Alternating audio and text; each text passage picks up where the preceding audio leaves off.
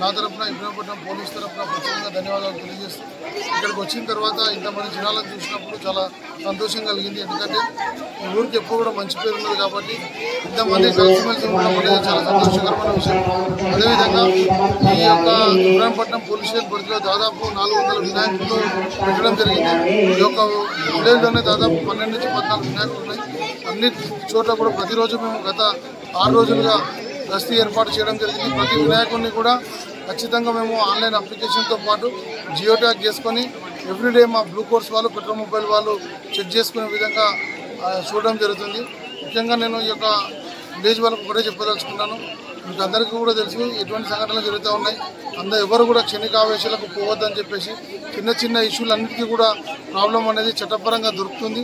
అదేవిధంగా అందరూ ప్రశాంతంగా ఉండండి. వర్షాలు కూడా బాగా పడుతున్నాయి. మన ఊర్లో కూడా ఎటువంటి చిన్న చిన్న గొడవలు ఉన్నా కానీ మా దృష్టికి తీసుకొని వస్తే పోలీస్ ఆధ్వర్యంలో కావచ్చు, లేదంటే కోర్టు ఆధ్వర్యంలో కావచ్చు,